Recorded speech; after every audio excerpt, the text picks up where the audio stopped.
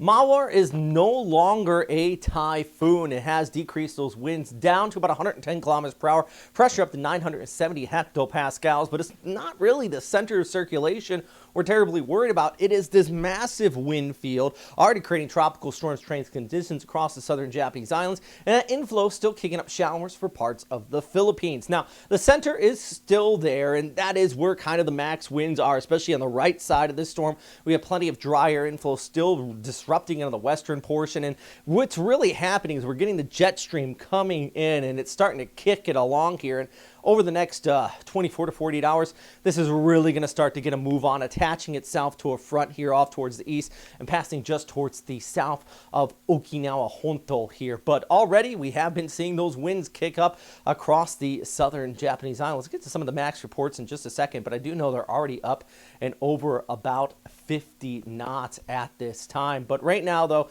here's a look at the forecast from JMA, having it pass right over Okinawa Honto. Pressure not dropping or not rising all too much more. We're going to probably see severe tropical storm strength conditions here with sustained winds up to about 100 kilometers per hour. And then as eventually kicks off towards the east, passing just south of the Izu Islands and just north of the Ogasawara Islands, south of Honshu here as well. So if you're out here in Okinawa, you're already seeing tropical storm strength conditions. We have I call this a trampoline warning in place, because every single time there is a tropical storm or a typhoon, somewhere off one of the many U.S. military bases here, a trampoline gets launched. It happens every time. I've been doing this for 15 years. I barely have seen a storm pass over the island. Make sure, if you haven't already done it, take care of that. You don't want to start an international incident because your trampoline launches into somebody's house out here in Naha, which already has seen winds of 52 knots. Nanjo, which is off the southeast coastline, 58 knots. These are all reports from JMA, by the way. Takitomi down there towards Miyako, about 57, even towards Tokashaki and Ishigaki-jima, about 58 knots. So a big wind field being impacted from Ishigaki all the way back here towards Okinawa Honto.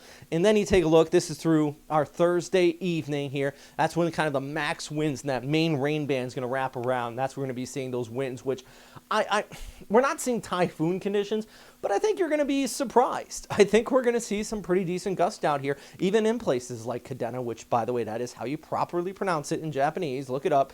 And back there, even towards northern portions of the island, getting off towards the Amami Islands as well, before this finally starts to weaken. That dry air filters in as we go ahead through Friday and Saturday, and it gets its move on. But Thursday night into Friday morning, some of the worst of the weather in the forecast here. So taking a look at those core conditions, yeah, right now there is no intention for the military out there to go through the core 4-3-2-1. I mean, we would already be in some of those higher levels, just that storm watch, which basically it's kind of a heads up. Be smart, be careful, right? There's a look at that big wind field, though, and we still have the inflow. Now, the good news is backing off for places like Region 1 out there in northwestern Luzon. You're going to start to see improvements today, but still with the daytime heating, Mindoro especially is going to be seeing heavier precip there in western portions of the Philippines, thanks to this tail that has set up and is wrapping into our storm. Now, as we go ahead in the weekend, that moves away and you start to back off a little bit as far as that inflow and the moisture output. We're going to watch another low back towards Guam yet again. It's that time of year, keeping an eye on that at least at this time. But right now, let's try to get through one, our current storm, and two, the possibility of that inflow kind of wrapping in and still bringing additional showers out here across the Philippines.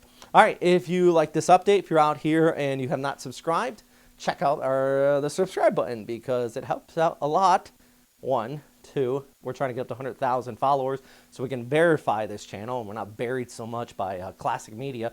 And yeah, 3, it really just helps keep us going, especially everybody on Patreon who continues to support this channel. Anyways, that's all for today, guys. If you have any questions, comments, or suggestions, please let me know. And as always, thanks for watching. Stay safe out there.